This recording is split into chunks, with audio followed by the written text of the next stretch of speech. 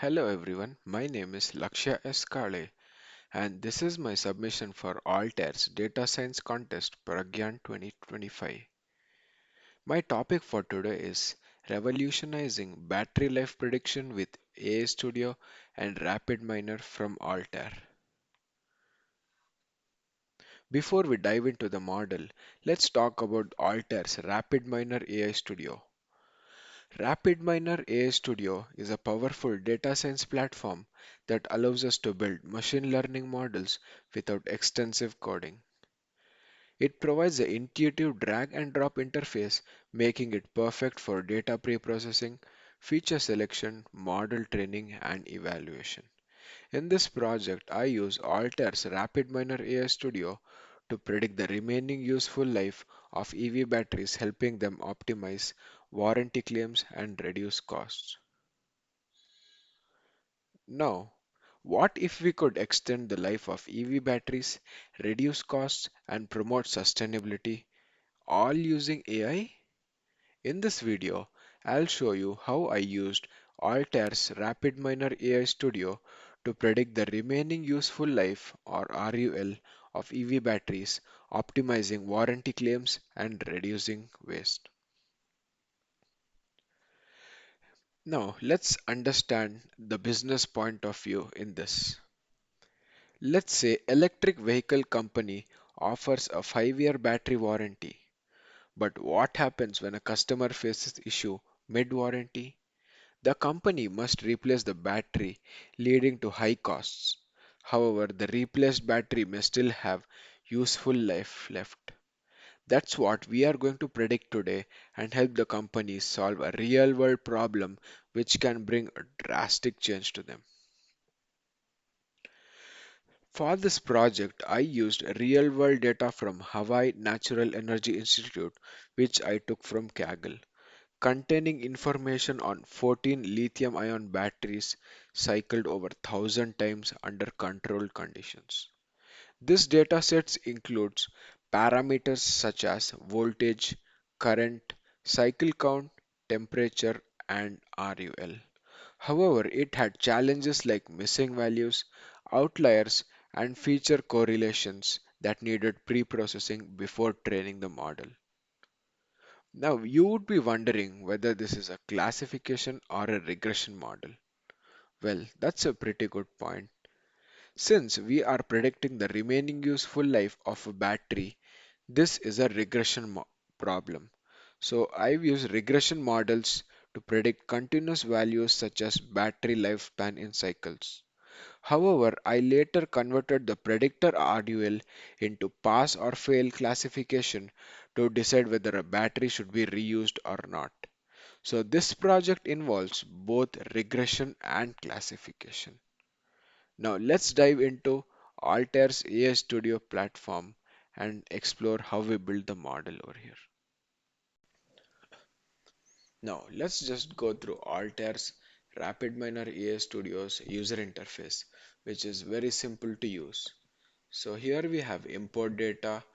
Here we have the repository panel where we can, import our data, connect project and do much more in this. Then we have the operators panel where, we can just select the operator, drag and drop over here and use it seamlessly.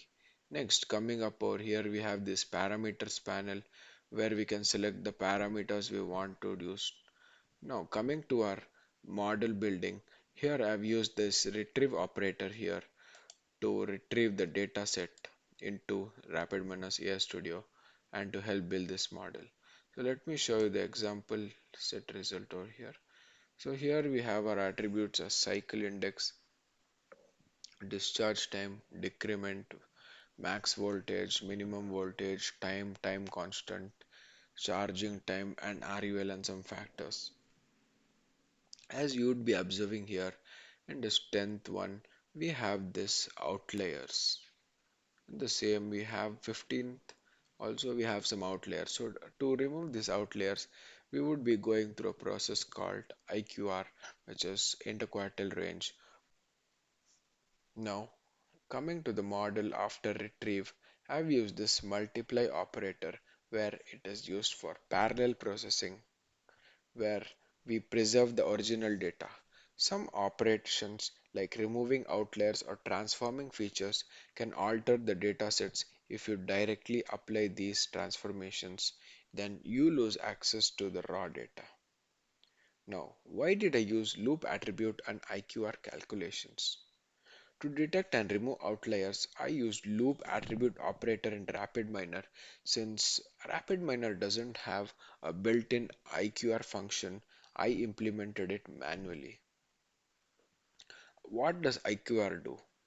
IQR helps detect extreme values in numerical data by using Q1 like 25th percentile, the value below which the 25% of the data points fall, and Q3 75th percentile, the value below which 75% of the data points fall, and IQR calculation, where we do IQR is equal to Q3 minus Q1, and we finally calculate the upper bound for outliers by putting the formula Q3 plus 1.49 into IQR.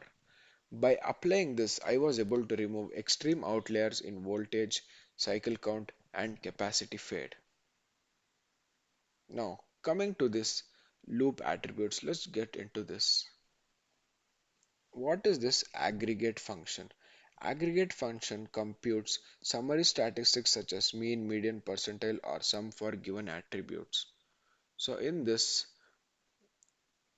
I have selected percentile 75 and percentile 25 as discussed as Q3 and Q1 for the entire data set.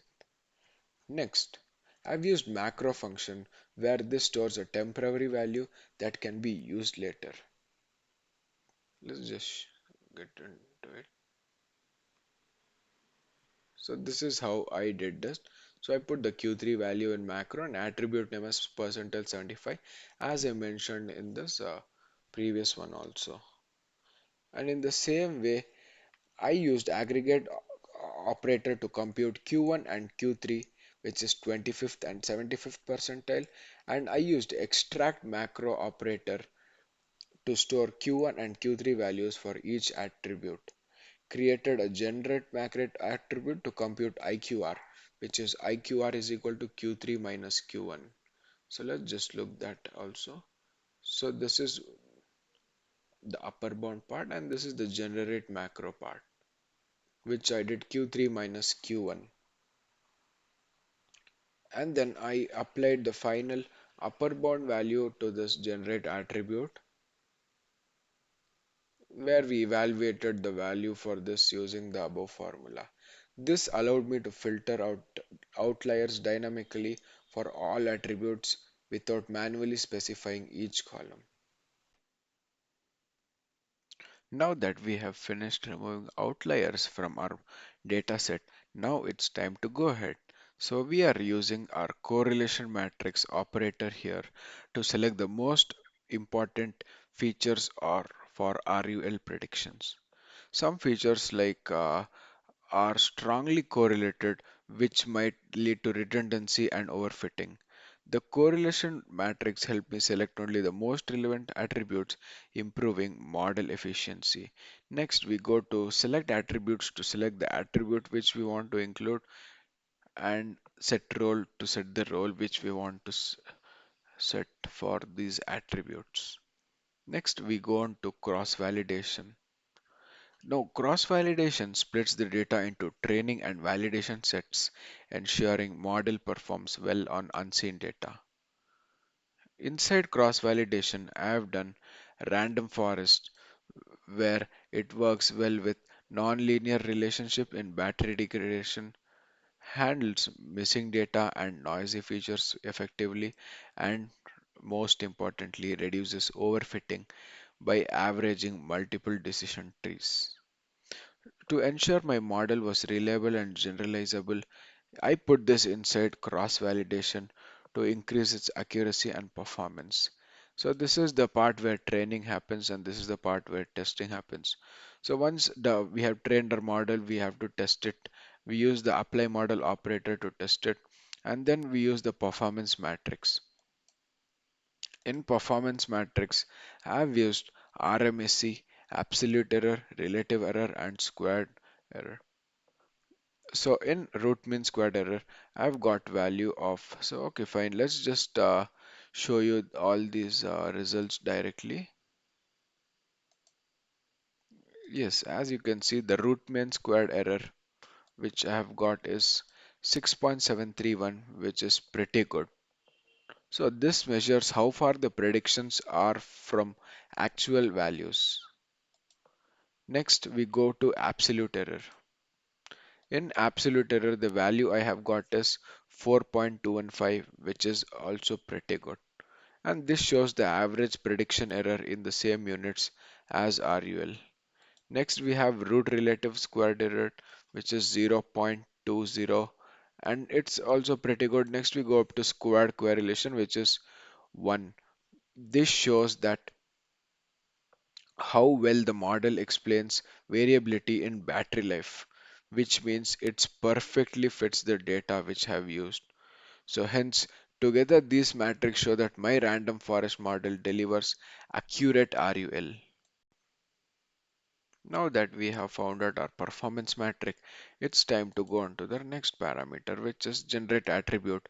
Here, I've used this formula that if prediction RUL predicted value is less than 554, means it has to be failed, and if it's more than that, it has to be passed.